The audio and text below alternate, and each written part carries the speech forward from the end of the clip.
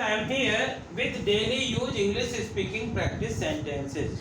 These sentences are very common sentences which will help you to learn English. तो dear friends, यदि आप भी इन sentences के through English सीखना चाहते हैं तो प्लीज सब्सक्राइब कीजिए पंकज इंस्टीट्यूट ऑफ इंग्लिश तथा इसे ज़्यादा से ज़्यादा लाइक और शेयर करिए। शुरू करते हैं हमारे फर्स्ट सेंटेंस। और first sentence is you weren't even trying. जब कोई किसी चीज़ में फेल हो जाता है, सफल नहीं हो पाता है और बहुत ही अफसोस करता है और तब लोग उसको समझाते हैं कि आप परेशान क्यों हैं। यू वरंट इवन ट्राइंग, तुम तो कोशिश भी नहीं कर रहे थे, इसके लिए तुम तो कोशिश भी नहीं कर रहे थे। You weren't even trying. Where did you hear it, जब कोई आकर के हमको कोई खबर बताता है जो कि बहुत ही ज़रूरी होती है, बहुत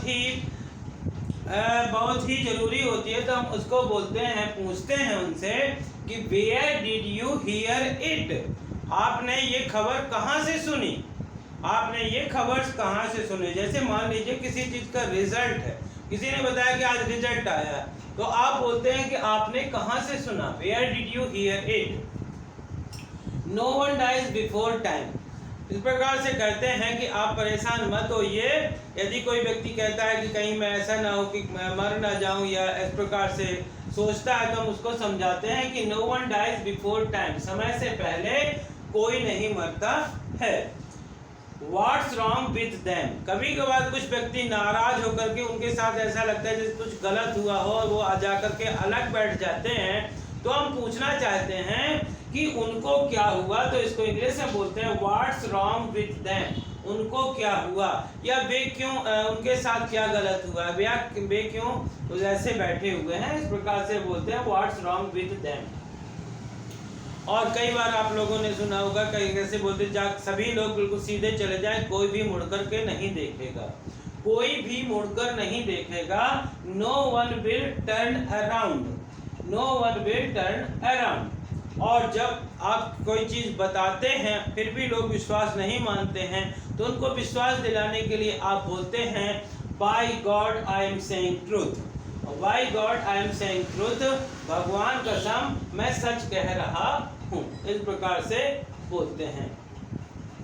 कभी कभार किसी व्यक्ति को जाने बिना किसी के बारे में कोई अपना सोच बना लेता है कि वो गलत आदमी है, लेकिन जब सामने सच आता है, सच सामने आता है, तो फिर वो यही कहते हैं I was wrong about you, I was wrong about you, मैं आपके बारे में मैं गलत था या आपके बारे में मैं गलत था।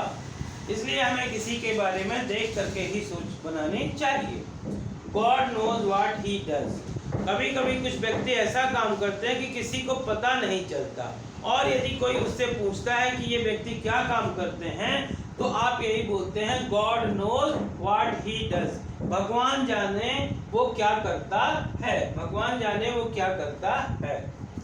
और जब किसी काम के बारे में आप बैठे रहते हैं, कोई व्यक्ति नहीं पूछता है और जब काम वो पूरी तरह से सफल नहीं होता है, तो आप बोलते हैं कि मैं तो इसे अच्छी तरह से जानता था, लेकिन किसी ने मुझसे पूछा ही नहीं, किसी ने मुझसे इस बारे में नहीं पूछा।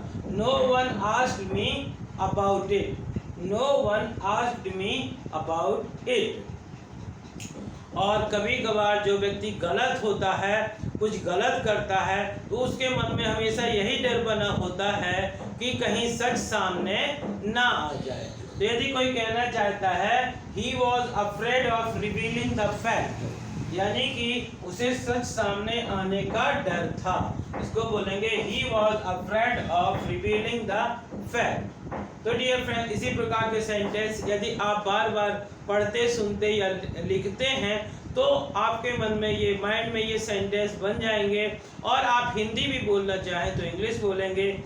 आई होप कि आपको इस प्रकार के सेंटेंस पसंद आए होंगे। यदि अच्छे लगे हो तो इन्हें ज़्यादा से ज़्यादा लाइक करिए, शेयर करिए, और यदि आप चैनल के लिए नए हैं तो प्लीज़ इसे सब्सक्राइब करिए, बेल आइकॉन को प्रेस करिए, ताकि इस प्रकार के वीडियो जब भी नोटिफिकेशन आप तक पहुंच सकें, जब भी ये वीडियो अपलोड हो तो। और dear friends, thank you for watching.